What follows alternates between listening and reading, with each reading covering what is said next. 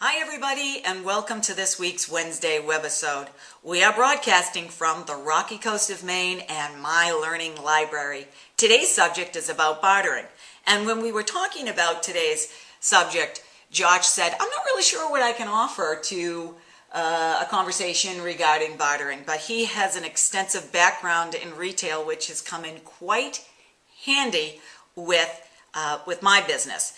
So back in the day when I still did table massage, as you know from past webisodes, I no longer do table massage. I have an online education business, and we'll be providing you with that website. Anyway, back in the day when I lived in the Boston area, nobody bartered. You were paid for your services. Then I moved to the Rocky Coast of Maine, and people here don't have money. A lot of wealthy tourists have money. The year-rounders, not so much. So we find a lot of people up here who have soft tissue injuries, especially since most people are involved with manual labor. They're carpenters, plumbers, electricians. Don't forget lobstermen. Don't forget your lobstermen. You know, I was out on a lobster boat once. Unbelievable. I'd get seasick. So I mean, the physical labor involved in lobstering is unreal. Note to self: let's do a little piece on lobstering next summer when we do our Wednesday webisode.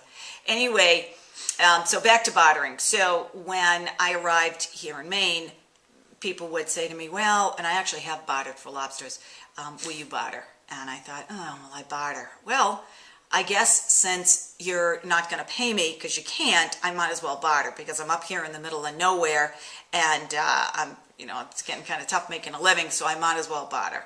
Anyway, I worked out a plan for my bartering that I'm going to share with you. So there are some key things to remember when you barter. Always barter for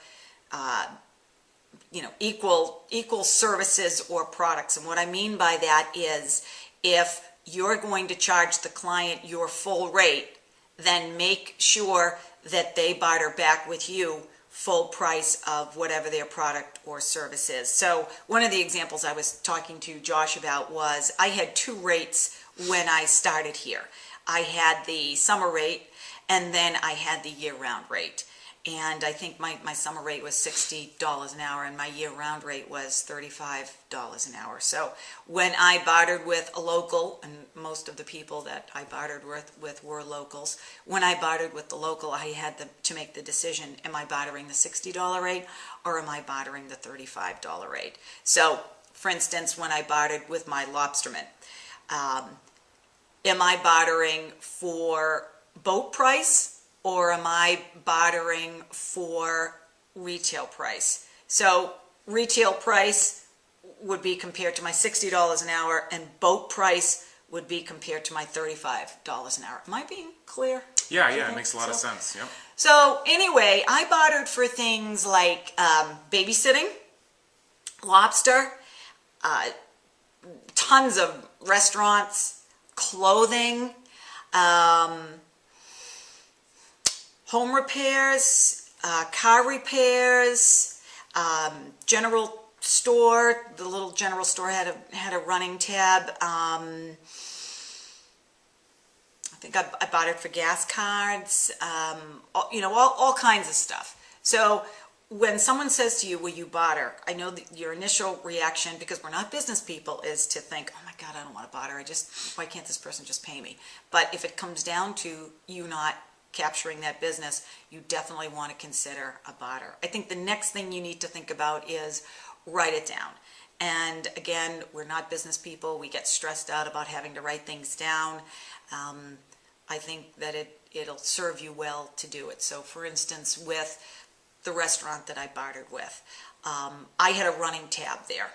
I would just go in and purchase whatever I wanted, and they kept a running tab, and I kept all the receipts that they gave me, and they came for massage. I offered massage to them and to all their employees, and so they came to me, and I would have the person who I massaged sign a little receipt. So every 30 days or 60 days or whatever the time frame is that you agree on, you can get together And then you can say, well, I did 10 massages at $60, so that's $600, and then they will come back with receipts and say, okay, well, you ate $500 worth of food, and of course you'll keep your receipts too to back that up. So I think that if you enter into a bartering situation and everybody understands the guidelines, then, you know, fair is fair. What do you think, Josh? Well, this is where my retail experience is. You know, the little voice in the back of my head is saying that you want to be as consolidated as possible, because a lot of the stuff, when you're talking about bartering, it's not going to be stuff you're going to be redeeming right away necessarily. So it could be something you're going to be redeeming quite a ways down the road. Good so you point. want to make sure that you have everything in order, because you don't want to lose out on something and and let it go to waste. So Absolutely. I think that's it. I think that's really all we have to say about bartering. You can find us at Jane at Castine, Castine, consulting.com, and you can email us if you have any questions on bartering. And all of our online courses are housed at www.mylearninglibrary.coursehost.com. And when Josh edits up this video, he's going to add some text so you'll all know how to find us. All right, until next Wednesday's webisode, massage away. Healthfully yours. Thank you.